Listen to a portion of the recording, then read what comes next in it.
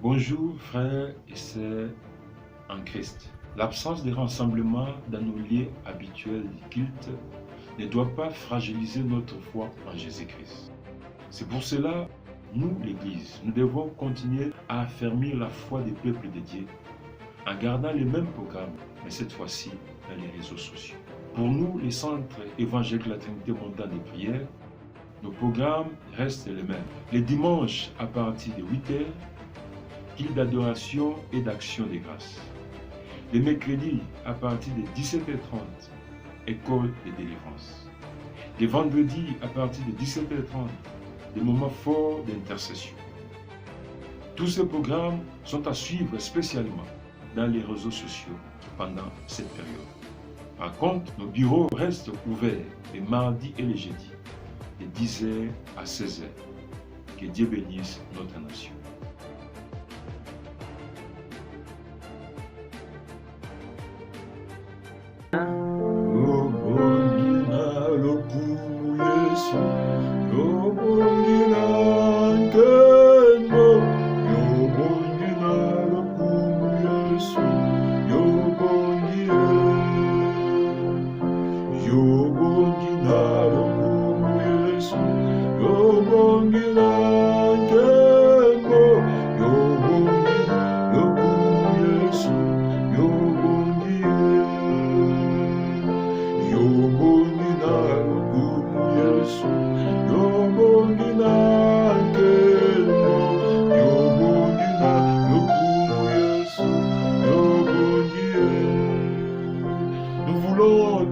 Gloire, toi le créateur de toutes choses, toi qui au commencement tu as créé les cieux et la terre.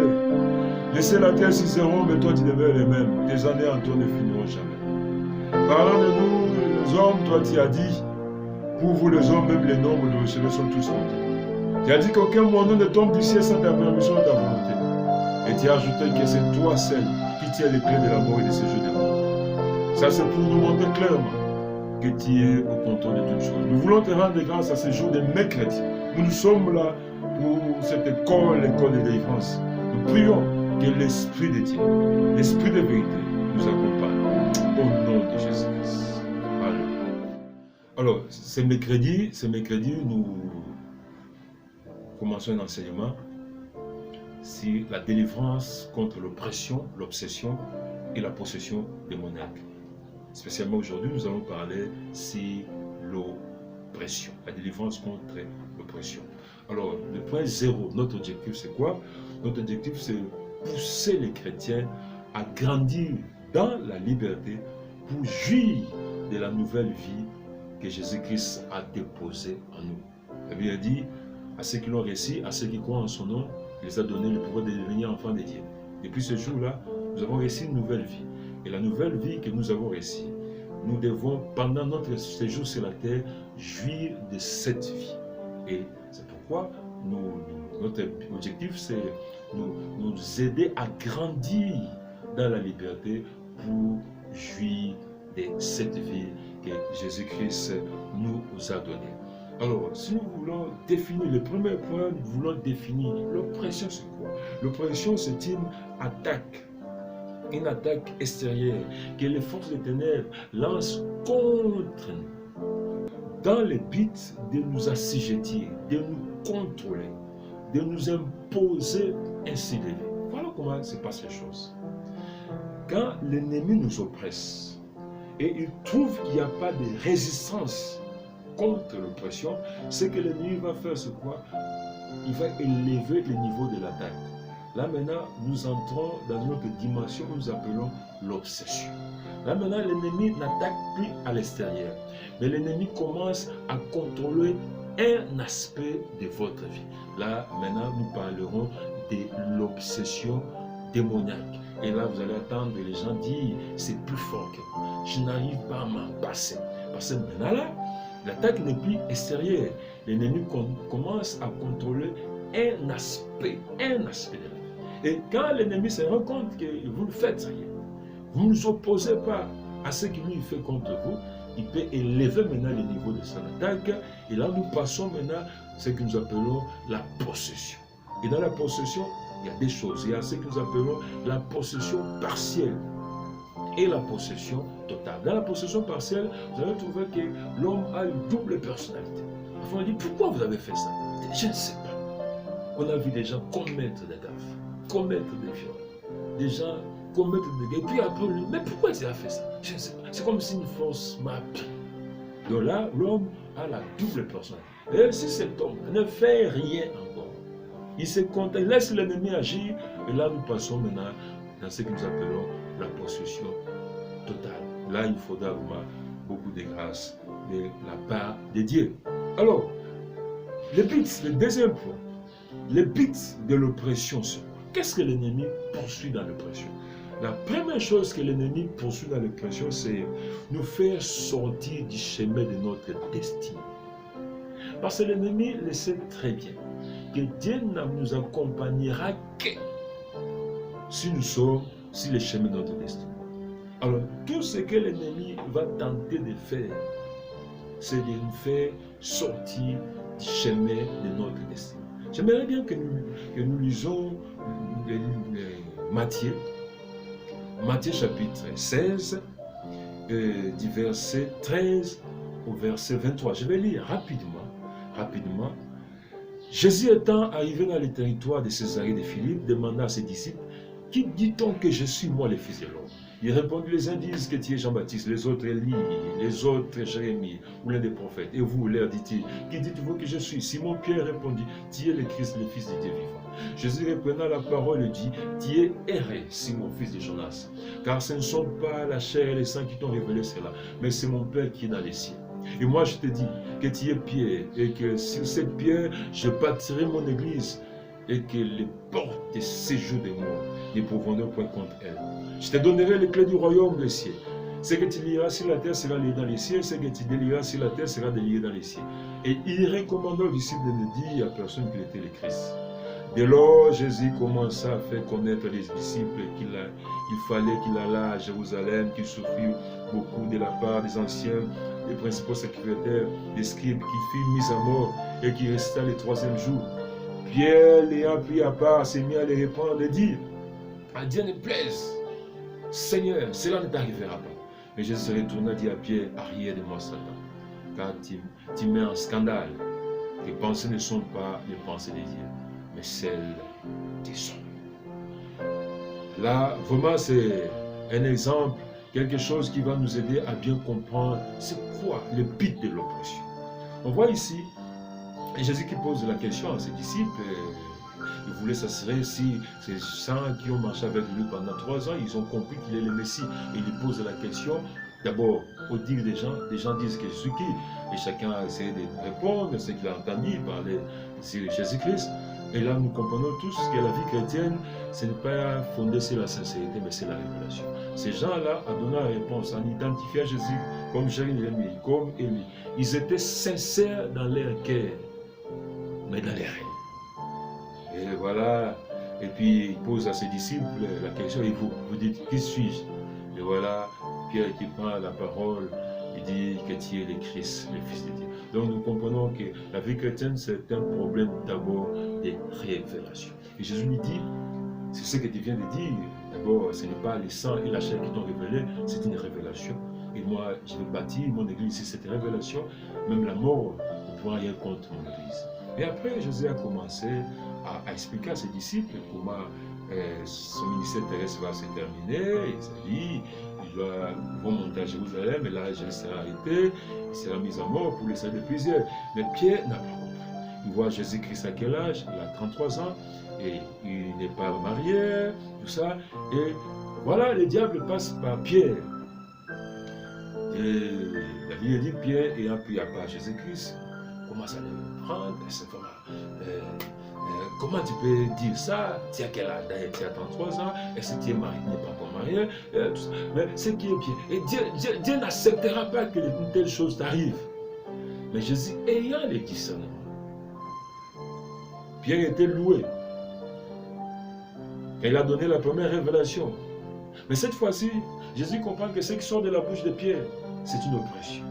Le but de l'oppression, comme nous avons dit, c'est nous faire sortir du chemin de notre destin. Qu'est-ce qui allait se passer si Jésus-Christ avait accepté ce que Pierre venait de dire. Jésus-Christ allait se marier quelque part, prendre, louer une maison, avoir des enfants et la mission. Donc Jésus a compris que ce qui est sorti de la bouche de Pierre, c'était juste une oppression. Et Jésus, il répond, l'ennemi qui est derrière Pierre, arrière de moi Satan. Parce que Jésus a compris que ce qui est sorti dans la bouche de Pierre, c'était juste une oppression. Encore un autre but de l'oppression, comme je disais, imposer la paix, affaiblir la santé. Avec ce qui se passe, le coronavirus, ça peut avoir des origines. Le coronavirus, ça peut être naturel, par les erreurs des gens. Mais ça peut aussi avoir d'origine spirituelle aussi. Parce que quand l'ennemi oppresse, l'oppression peut aussi travailler de manière à affaiblir la santé. L'oppression peut nous pousser dans l'erreur. L'oppression peut nous installer une vision négative de la vie. Non, c'est ça les buts de l'oppression. Parce que si l'oppression atteint son but dans notre vie, ce sera difficile pour nous de jouir de la vie que Dieu nous a donnée en Jésus-Christ. Troisième point, maintenant les causes de l'oppression. Nous pouvons citer au moins des causes. La première cause, dans Jean chapitre 10, verset 10, la Bible dit, Jésus nous dit clairement les choses. Il dit, les voleurs ne viennent que. Pourquoi l'oppression? Pourquoi le diable nous oppresse? Il n'a pas besoin d'avoir une raison, c'est sa nature. Jésus l'a dit clairement. Les voleurs ne viennent que pour voler, égorger, détruire. C'est-à-dire, ce que l'ennemi peut faire, c'est seulement ça. Donc, pour être oppressé, compris, qu'on marche dans la cause, étant un homme, on vivra l'oppression, parce que l'ennemi trouve plaisir en oppressant les autres. Il trouve plaisir en faisant du mal aux autres. C'est ça, sa nature. Si la première cause, c'est dans la nature de l'ennemi, la deuxième cause, ce sont nos erreurs à nous, les portes que nous avons ouvertes. Nous pouvons citer les alliances contractées avec le monde des ténèbres par les générations passées.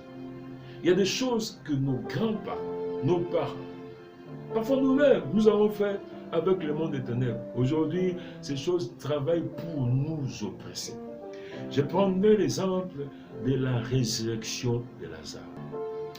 Dans Jean chapitre 11, versets 43 à 44, j'ai franchi ça à la fin, ce qui s'est passé, Jésus arrive à la tombe, donne l'ordre d'ôter la pierre, on enlève la pierre, et Jésus-Christ appelle Lazare. Cet homme qui est mort, qui a fait 4 jours dans la tombe, et même sa famille a témoigné qu'il sentait déjà. Et Jésus dit, Lazare sort. Les Juifs, dans leur coutume, pour enterrer, on liait des bandelettes, les pieds, les mains, je crois que ça les aidait à bien transporter le mort, et puis on couvrait le visage. Et maintenant que Lazare reçoit la vie, Jésus a dit, Lazare sort, la puissance de Dieu va chercher Lazare dans la tombe, il le place dans la porte. Lazare reçoit la vie, mais incapable de jouir de cette vie. Parce que ce qu'on a fait pour lui pendant qu'il était mort, ça devient un obstacle quand il reçoit la vie. Et Jésus donne l'ordre de les délire. Donc, il y a des pratiques que nos parents ont fait.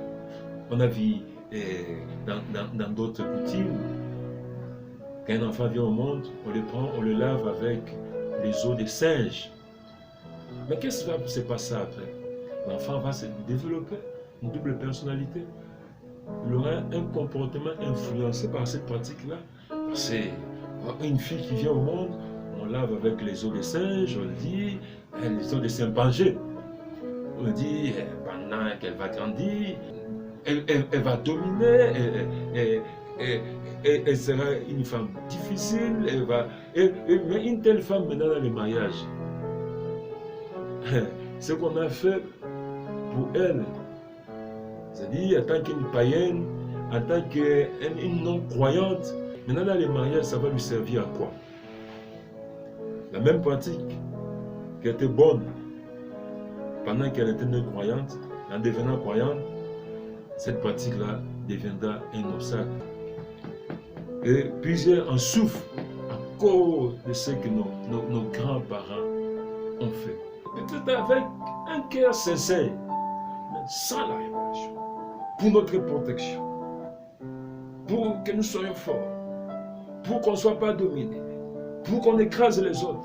Les mêmes pratiques, quand nous recevons la vie de Dieu, s'élèvent maintenant à mon stade. Donc, comme on nous disait au début, c'est ça notre objectif. Nous voulons nous pousser les chrétiens à grandir dans la liberté pour jouir de la nouvelle vie que nous avons reçue en Jésus-Christ. Parce que la Bible dit, si quelqu'un est en Christ, les choses anciennes sont passées. Et toutes choses sont devenues nouvelles. Il faut qu'on sente spirituellement qu'on voit en nous de nouvelles choses. Physiquement, qu'on voit dans la santé une nouvelle vie en Jésus-Christ. Financièrement, matériellement, socialement. Et je vous dis, c'est possible. Mais à une condition, nous devons grandir dans la liberté. Parce que l'ennemi profitera de nous par rapport à notre niveau d'ignorance. Que Dieu vous bénisse. Et nous voulons prier le Seigneur. Nous voulons prier le Seigneur. Nous allons continuer le mercredi prochain, les mêmes heures, à 17h30.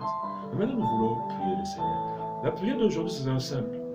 Que Dieu élève votre niveau de discernement. Comment Jésus-Christ a contrecarré l'oppression qui est sortie de la bouche de Pierre? Jésus-Christ a discerné. Ce que Pierre avait parlé, ça venait de Dieu. Et ce qui vient de parler maintenant, c'est l'ennemi. Nous, on a eu des gens qui nous ont donné de bons messages parfois. Et puis après, l'ennemi les a utilisés. Comme on n'a pas discerné, aujourd'hui, on se retrouve parfois dans des situations compliquées. Mais Dieu peut vous délivrer de ça. Si là où nous sommes, chacun peut prier le Seigneur. Demandez au Seigneur d'élever son niveau de discernement. Il ne soit pas pris dans les pièges du diable. Prions. Alléluia. Seigneur. Oh Dieu. Oh grand Dieu. Jésus, toi tu as vécu avec nous les hommes pendant 3 ans. Tu as vu comment l'ennemi travaille pour oppresser les femmes. Comment l'ennemi travaille pour oppresser la société. Comment l'ennemi cherche à nous faire sortir du chemin de notre destinée pour ne pas bénéficier du soutien de Dieu. Oh, aide-nous. Élève le niveau de notre discernement. Nous ne voulons pas que l'ennemi nous contrôle. Nous ne voulons pas que l'ennemi nous impose un style de vie. Aide-nous, Saint-Esprit, viens nous éclairer. Jésus, parlant de son Église, il a dit que nous sommes la lumière du monde.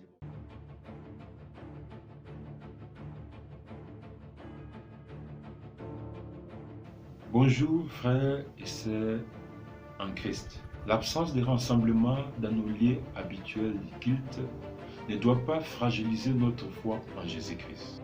C'est pour cela, nous, l'Église, nous devons continuer à affermir la foi des peuples de Dieu en gardant les mêmes programmes, mais cette fois-ci dans les réseaux sociaux. Pour nous, les centres évangéliques de la Trinité Montagne de Prière, nos programmes restent les mêmes. Les dimanches à partir de 8h, culte d'adoration et d'action de grâce. Les mercredis à partir de 17h30, école de délivrance.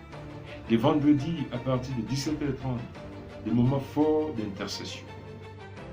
Tous ces programmes sont à suivre spécialement dans les réseaux sociaux pendant cette période. Par contre, nos bureaux restent ouverts les mardis et les jeudis, de 10h à 16h. Que Dieu bénisse notre nation.